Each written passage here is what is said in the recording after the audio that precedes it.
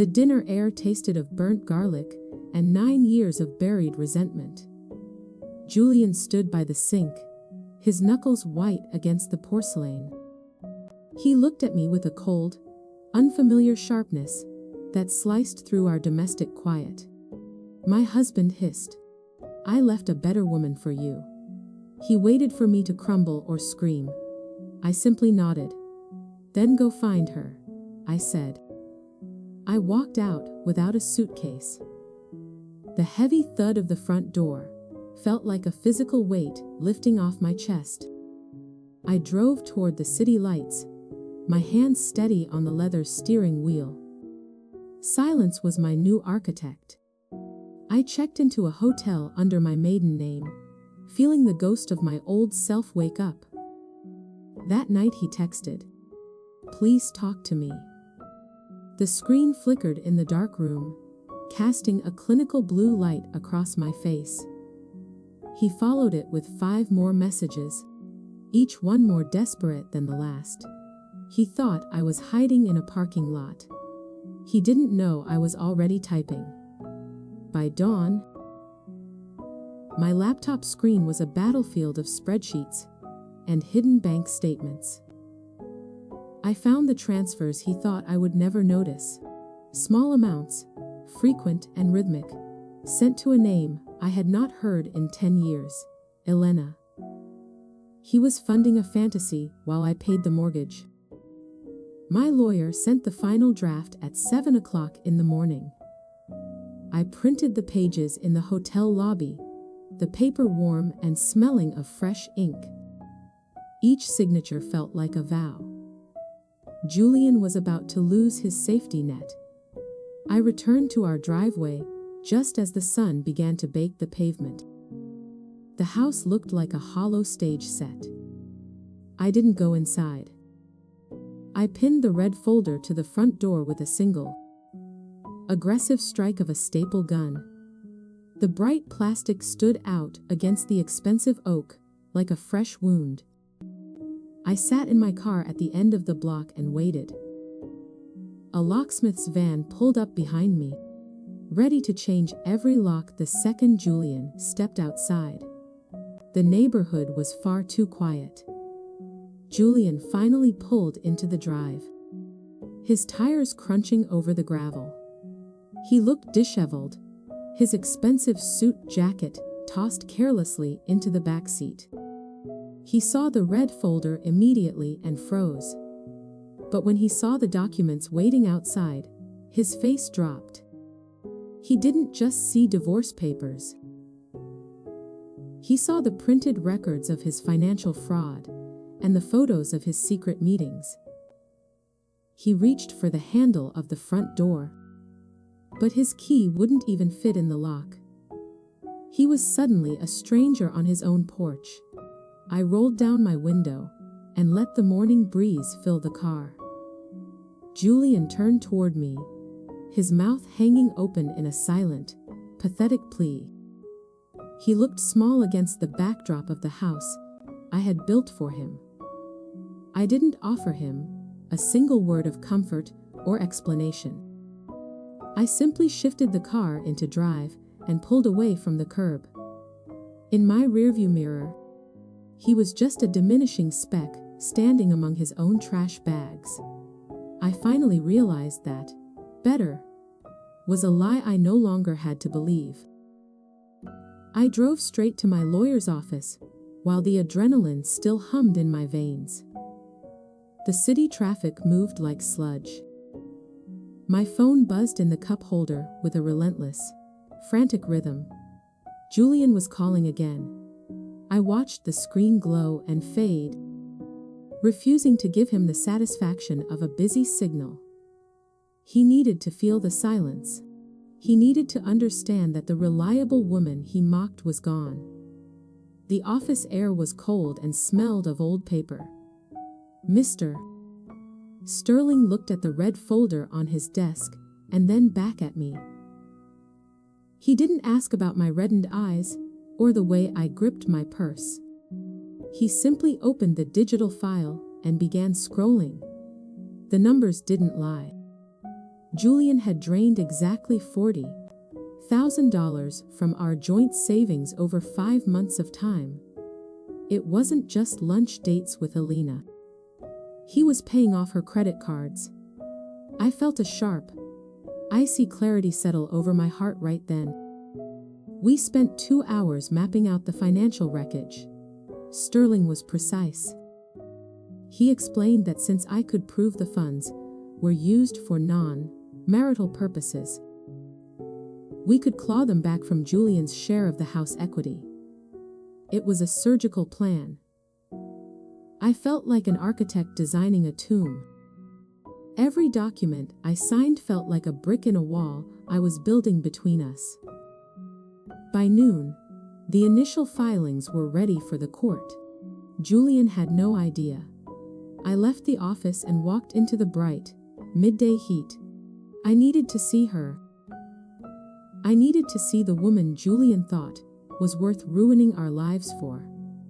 I drove to the boutique where Elena worked, a high-end place with velvet curtains and gold trim. She was standing near a display of silk scarves. She looked tired. There were dark circles under her eyes that no amount of expensive concealer could hide. She wasn't a goddess. She was just another person. Alina looked up when the door chime rang. Her expression shifted from professional curiosity to recognition, and then to a flat, dull fear. I didn't cause a scene. I walked over and placed a copy of Julian's bank statements on the glass counter. Her hand trembled as she saw the highlighted transfers. I didn't say a word. I just watched her realize that the money she thought was a gift was actually stolen from a wife. She looked physically ill. I leaned in close enough to smell her heavy perfume. I told her he was broke now. I explained that the bank accounts were frozen and the house was being sold to cover his debts. Her eyes darted to the door, as if she expected him to burst in and save her. He wouldn't. Julian was likely sitting on the curb right now, staring at the front door. Elena didn't look like a better woman. She looked like a cornered animal in silk. I walked back to my car feeling a strange, hollow victory. My phone buzzed one last time as I turned the key. It was a voicemail from Julian, his voice cracking with a mixture of rage and terror. He said he was going to tell everyone what I'd done. He claimed I was the one who had destroyed the family. I deleted the message without listening to the end. Then, I saw a black sedan pull up behind me in the mirror. The black sedan sat idle in my rearview mirror for several long seconds. I didn't recognize the vehicle, but the way it hugged the curb felt intentional. My heart hammered against my ribs like a trapped bird. I put the car in gear and slowly pulled away from the boutique. The sedan followed, keeping a precise 2-car distance behind me. I turned onto a side street, then another.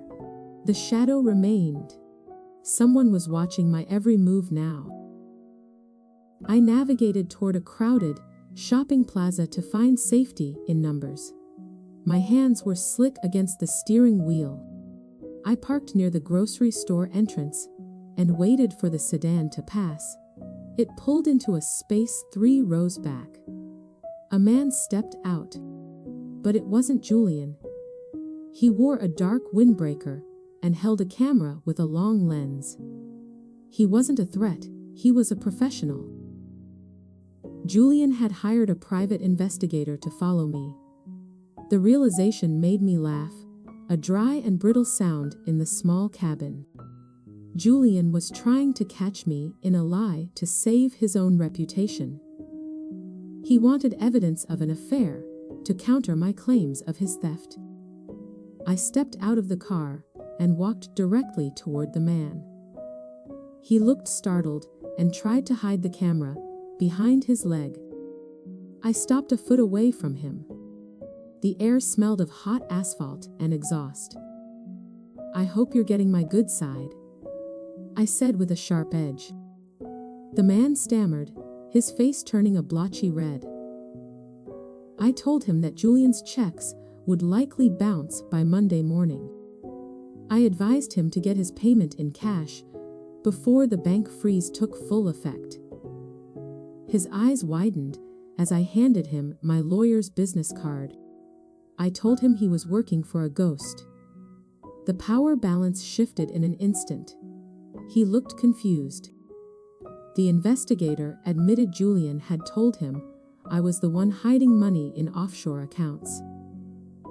It was a classic projection. Julian was paying this man to prove a fantasy that didn't exist. I felt a surge of cold pity for my husband's desperation. He was drowning and trying to pull me under with him. I thanked the man for his time and walked back to my car. My resolve felt like tempered steel. I had work to do. I drove to our local bank branch before they closed for the weekend. I needed to secure the safe deposit box containing my grandmother's jewelry. The lobby was quiet, the marble floors echoing with every step I took. I showed my identification to the teller and followed her into the vault. The heavy steel door groaned as it swung open. Inside, I found my box, but the lock felt loose. My stomach plummeted as the lid clicked open far too easily. The velvet lining was empty. The diamond brooches and the gold pocket watch were gone. Only a small, handwritten note remained at the bottom of the metal box. It was Julian's messy scrawl. He hadn't just taken the cash from the accounts. He had raided my inheritance weeks ago. I stared at the empty space where my history used to live. He had planned this betrayal long before our argument. My phone buzzed. It was a text from Alina. The text from Alina was a single grainy photo of a pawn shop receipt. I stood in the vault, the cold air biting at my skin. Julian had traded my grandmother's legacy for quick cash. The objective was no longer just a clean divorce. It was total recovery. I marched out of the bank, ignoring the teller's worried glance.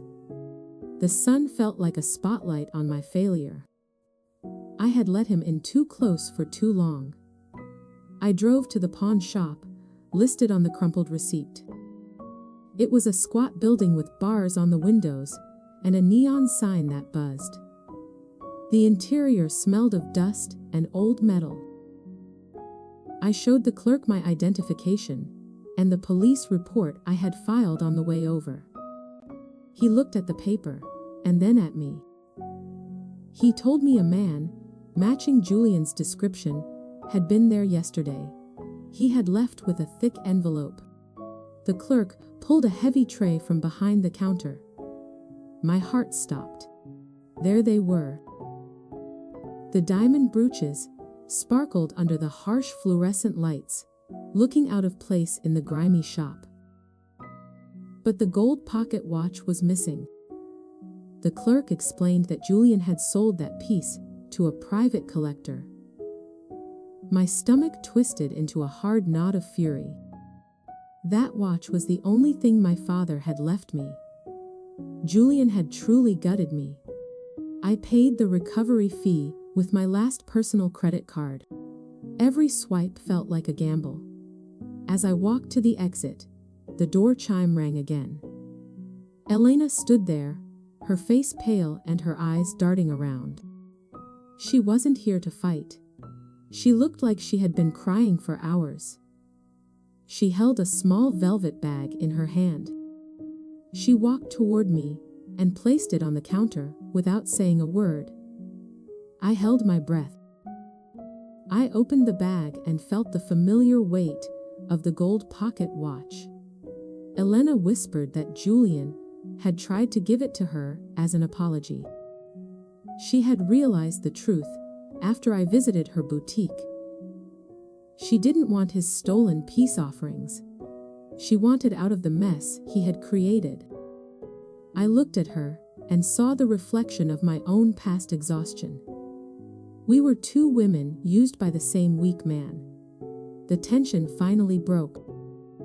Alina admitted Julian was hiding at a cheap motel on the edge of town. He was planning to leave for the coast tonight. He had the rest of the cash from the bank accounts in a briefcase. I realized he wasn't just running from me. He was running from the debt he owed to dangerous people. He had gambled away more than just my money. The private investigator was likely working for them, not him. The stakes had just changed. I thanked Alina and walked to my car, the gold watch heavy in my palm. I had the jewelry back, but Julian was still a loose end. I looked at the motel address she had scrawled on a napkin. The sun was beginning to set, casting long, bruised shadows across the parking lot. I needed to reach him before the creditors did. As I pulled away, I noticed a second black sedan waiting at the corner. He wasn't alone. The motel was a decaying neon monument to desperate choices. I parked my car 2 blocks away and walked through the cooling evening air. The second sedan I had spotted earlier was gone, but the silence felt heavy and wrong. I found room 14 at the back of the lot. The curtains were drawn tight. I didn't knock. I used the spare key I had taken from Julian's dresser weeks ago. The lock turned with a dry, metallic click. The room smelled of stale cigarettes and cheap whiskey. Julian was sitting on the edge of the saggy bed, staring at a leather briefcase. He looked up, his eyes bloodshot and filled with a hollow, frantic energy. He didn't reach for the bag. He didn't even try to stand. He looked like a man who had finally run out of road. I placed the recovered gold watch on the bedside table. The ticking sounded like a heartbeat in the gloom. "Elena gave this back to me," I said. My voice was a steady blade in the dark. Julian flinched at her name. He started to ramble about how he was trying to double the money to pay me back. It was the same lie he had told himself for years.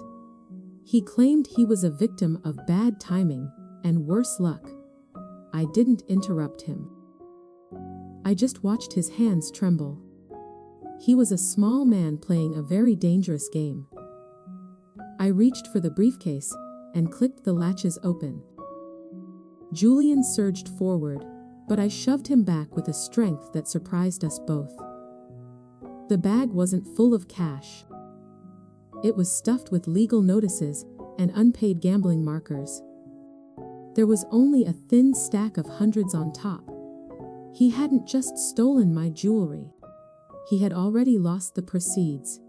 The better woman was never the problem. Julian was simply a parasite who had finally hit bone. The power dynamic shifted as I pulled a second document from my coat. It was a formal confession of theft I had drafted with Sterling's notes. I told Julian he had 2 choices. He could sign the paper and leave the state tonight, or I would call the men in the black sedan myself. His face turned a sickly shade of gray. He looked at the window.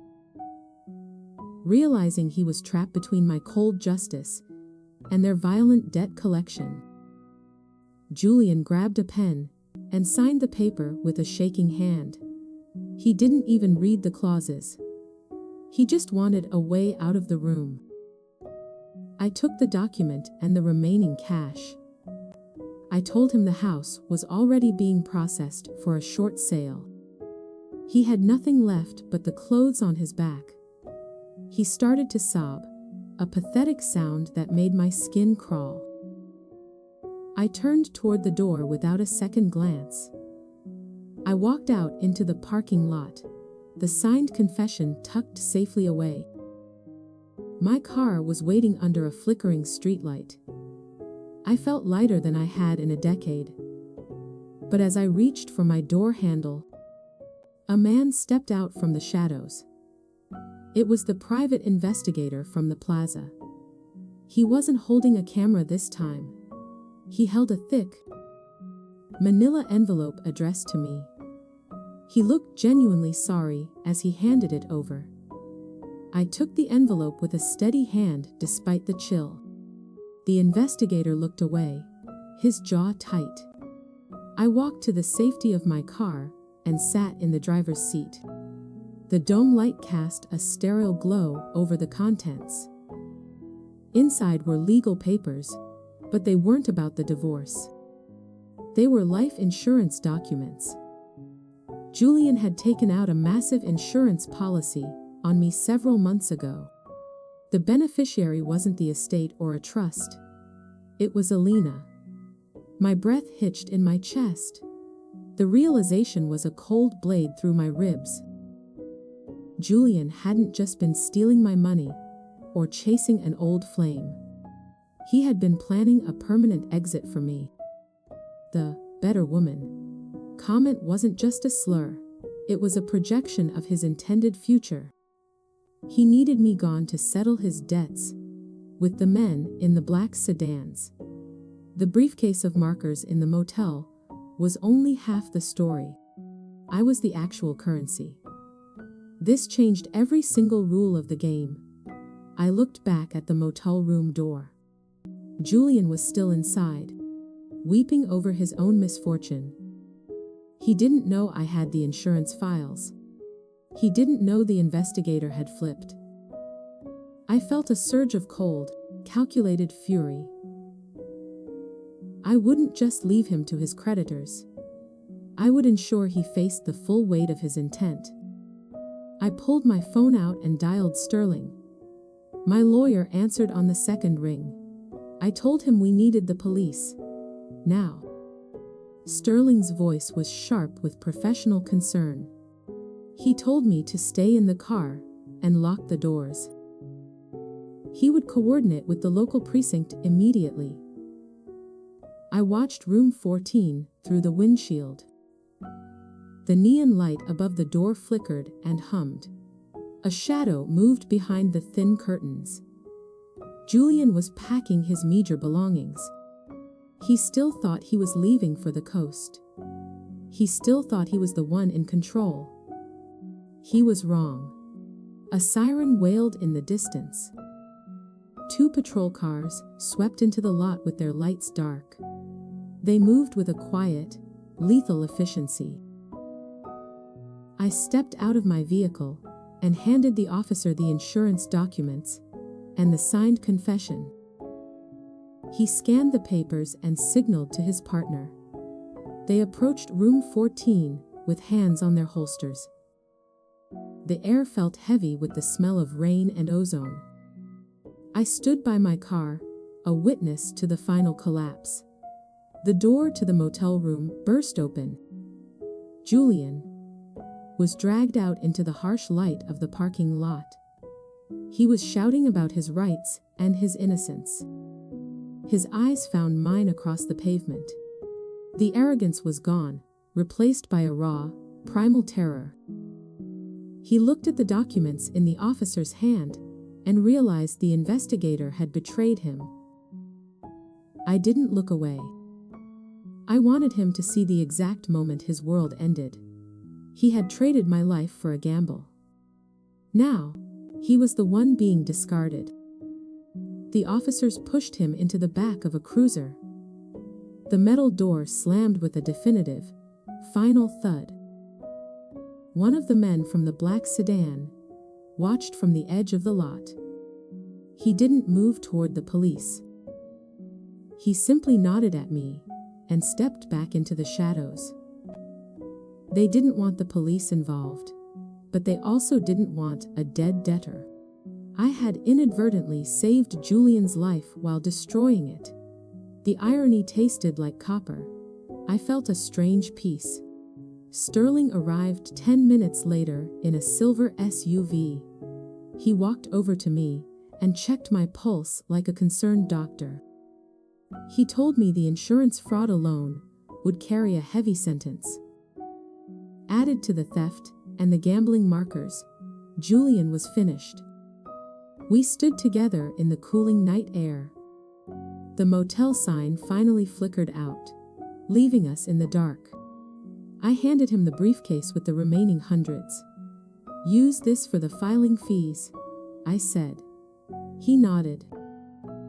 The drive back to the hotel was a blur of streetlights and empty intersections. I kept the gold pocket watch in my lap, feeling its steady weight. The ticking felt like a countdown to a new life.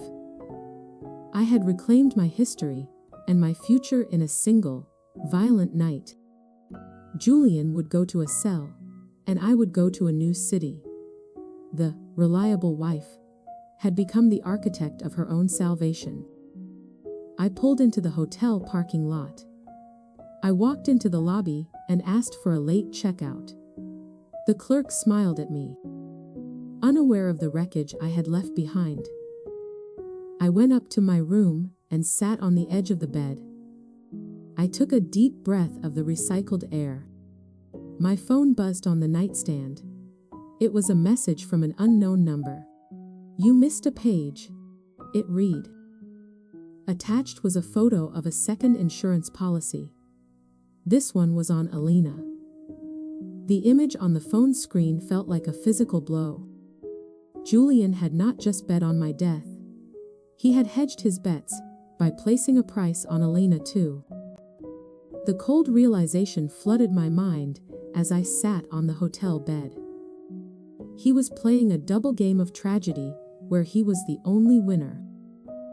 He didn't care which one of us died first, as long as the payout cleared his debts. Julian was a monster hiding in a cheap suit. I realized I had to reach Alina before the men in the black sedan decided to change their target. If Julian was in custody, they would look for the next quickest way to collect their blood money. I grabbed my keys and ran back to the elevator. The lobby was empty now, the air smelling of lemon wax and fatigue. I drove through the sleeping city, my heart racing against the clock. The streets were ghosts of gray and neon. I had to act. Alina lived in a garden apartment complex that looked peaceful and far too vulnerable. I parked on the curb and saw her unit on the second floor. A single light was burning in the window. I checked my rearview mirror and saw a familiar pair of headlights turn the corner. It was the sedan again. They were moving in. I didn't wait for them to stop. I sprinted toward the stairs, my boots thudding against the concrete. I had to get inside. I pounded on her door until she opened it, looking startled in a silk robe. I didn't say a word. I just shoved the phone under her nose and let her see the second policy. Her face went from confusion to a pale, sickly green. She understood the math immediately. Julian had set us both up to fail. We were nothing more than insurance line items to him. She stepped back, letting me inside. I locked the deadbolt and the security chain. "They are outside," I whispered. We stood in the dark kitchen, the only sound being the hum of her refrigerator. Alina started to shake, her hands clutching the marble counter. She asked if Julian had really meant to hurt us. I told her the truth. He didn't care enough to hurt us. He just wanted the money. We were obstacles he intended to liquidate. A soft scratch sounded at the front door. Someone was testing the lock. My blood turned to ice. I pulled Alina into the bathroom and told her to climb into the tub. It was the only room without a window. I took a heavy iron skillet from her stove and stood in the hallway. The scratching at the door stopped. Then, the wood groaned under a sudden, heavy pressure. They were trying to force the frame. I felt a strange, cold calm settle over me. I wasn't the victim anymore. I was the one protecting the better woman Julian had discarded. The door frame splintered with a sharp crack that echoed like a gunshot. I waited in the shadows, my grip tight on the iron handle. A man stepped into the light of the hallway. He wasn't the private investigator. He was much larger and held a short, blunted tool. I didn't give him time to look around. I swung the skillet with everything I had. The metal connected with his shoulder with a dull thud. He stumbled back, cursing under his breath. "Police are on the way," I shouted into the dark. It was a lie, but it worked. The man looked at his partner in the doorway and signaled for a retreat.